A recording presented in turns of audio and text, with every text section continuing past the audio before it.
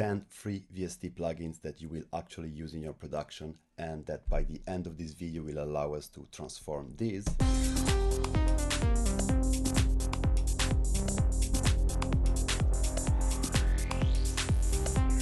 into these.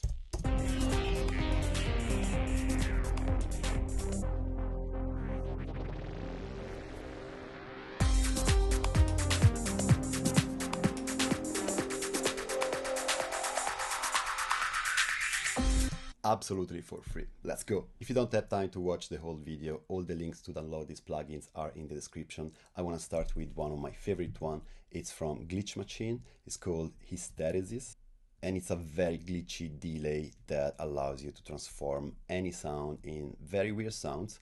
But I have to say this one, they lately got a bit more normal.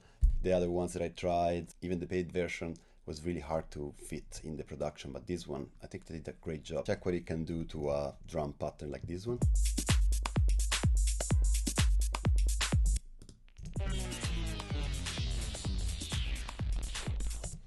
Really cool for transitions. They have a lot of presets that you can try. Some of them are really weird.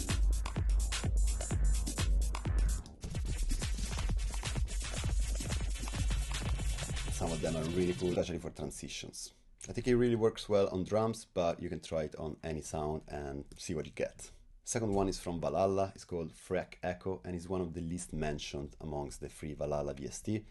It's really good. Lately I've been using it in psytrance, psytech production because it allows you to morph a synth in a very cool and psychedelic way, especially in conjunction with flanger, choruses and stuff that widen up synthesizers. Check this out. This is the sound without Freq Echo.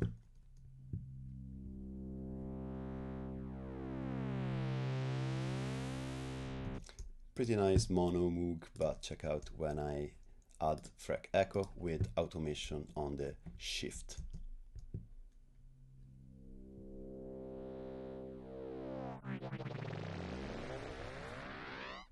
Whoa, you can get really nuts, and it has a few more parameters like feedback, low cut, high cut, like all the Valhallas, and the delay. But this is the magic knob. If you play with this, you're gonna get really weird results, especially on synths, but it works well also on other type of sounds. At position number 3, we have the Flanger from Kilohertz.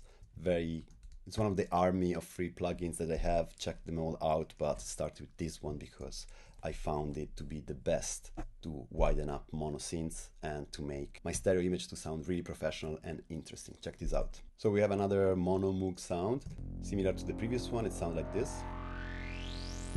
And then this preset, feedback something, I can't read now, but with a bit less feedback, a bit less spread. This is the magic knob in this plugin, I think. It really makes the sound that you feed into it really wide and interesting, still maintaining some kind of mono compatibility. Check this out. Without, with. Ooh. And if I put in mono, still kind of sound with and without in mono to have more or less the same volume, which means it's kind of mono compatible. You can try it on pads, on chords, on hi-hats also works nicely, but you will have to tune the speed of the flangering effect. At position number 4, we have another Valhalla. It's called Supermassive, and I love using it on leads. It has so many different delay modes, and it just works really nice. Check this very boring lead without the Valhalla on. Super mono, super ordinary. I put this guy on with the dotted 8 chorus echo preset, a bit of tweak. I think it comes with 100% mix and a bit of low pass and high pass. And check without and with. Wow, so dreamy, so wide, so cool. And if we put it into context with the 4 elements that we added effects to, it really blends well.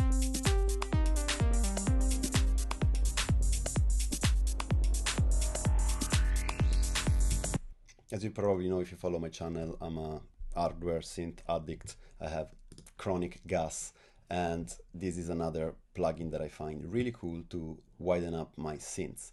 So at position number 5 we have Tal Chorus LX, which is an emulation of the Juno 60 Chorus, and it really does a great job. This is my bassy sound without the Tal.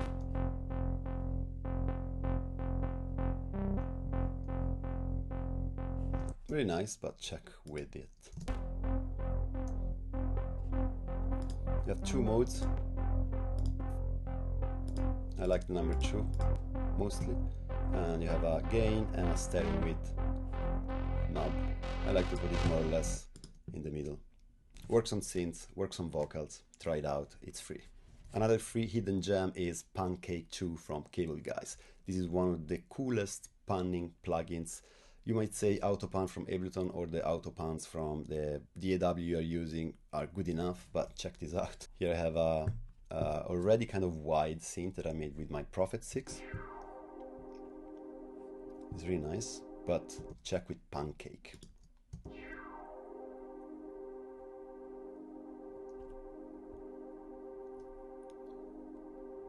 Without, with.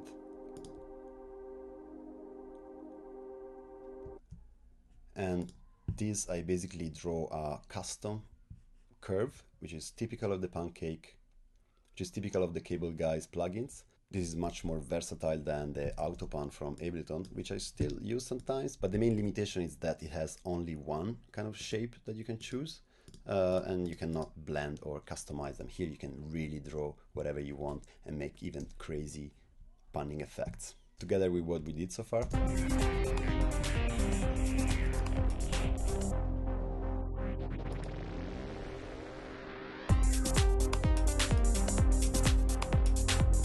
Blends much better and it's much more pleasant to hear. If you're enjoying this video so far, please consider liking the video and subscribing to the channel. There's a lot of cool stuff I've been making in the past 2 years on hardware synth, Electron, Ableton, mainly focusing on creative techniques. If you want to see more of this video, subscribe to the channel, check my links in the description, check my Patreon page. It really helps a lot. Thank you. Okay, now that we've covered the more creative plugins, let's go more into the utility ones. This one from Ozone is really cool. It's called Imager 2, and it's great to monitor your imaging of your mix or also of single sounds. It also has a very psychedelic visuals that I love to watch at. Check this out. So let's take, for instance, this sound that we have widened up with our kilohertz free Flanger plugin. And if I don't apply the Flanger, it's just a straight line here in the polar sample view. You have different visualization modes. I really like this one. And check what happens when you add the Flanger. Woo! Crazy stuff. It's very useful also in the whole mix to check mono compatibility, for instance. You know, if I put in mono here with my shortcut, you can see that it's of course a straight line, and then here you see that my mix is getting wider with all the plugins that we added, but it's still maintaining a decent amount of mono compatibility. Another very useful utility is this free metering plugin. It's called Youlean Meter 2, and basically when you open, you have this, you have to press S to actually see something meaningful, and you can check the short-term loss, the integrated loss, and have a sense of how your mix look like in terms of amplitude and dynamic range. The other features are not for free, but to be honest, I tried them and I don't need them. Let's now move on to FreeClip. This is a free plugin that I used in all my mastering chain to obtain very loud mixes. Why is that so? Well, I'm gonna show you. So let's have a look at our loofs. Also, Pro L has a loof meter. We are now at 15, but this is a good level for streaming and this video, but it's not a good level if you're making dance music. You might want to hit 7, 8, sometimes even 5 loofs. But when you start pushing your limiter really hard, let me compensate for the gain not to destroy your ear. So you can see that this limiter is working quite a lot, and we might get distortion in the loudest part of our mixes. But here's where Clip 2 comes into help. Well, any clipper really, but this is free, because you can then set the ceiling in a way that shaves off the hard peaks in your mix. Look at the right, the limiter is working less and less, and I can push the threshold, not too much of course, otherwise I get distortion, I kill the mix, but I can tune it so that my limiter works only few decibel, which is what you want, right? 2.8, between 2 and 3 is usually a good range. And now I'm gonna mute the master because I don't want to destroy your ear. But look, if I remove the gain here and I put it back to 0, the limiter still is working the same, but we got 6.2 loops, which is pretty decent. Okay, the last one is a gem from Xfer, the company that makes Serum, and they have a lot of free stuff, check it out. But this one, the last one, DJM Filter, I think it's pretty cool. It's basically a two-way filter knob, like the one that you find on Pioneer mixers, for instance. And it's great for producing transitions if you don't own one of those mixers or if you don't want to draw so many automation by yourself. I used it here at the end of the pattern for this transition, and it's very simple. It has only one knob, like a bi-directional knob, so you're gonna be low pass and high pass, and you can tune the resonance and the drive. Check what I did here at the end of the loop by automating the knob in order to have these DJ-like kind of transitions with the snare roll coming in.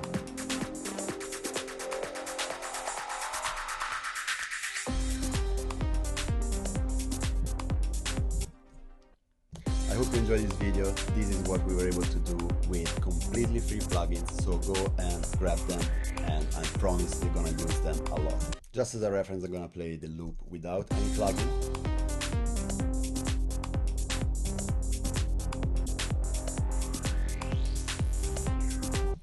And with the plugins on.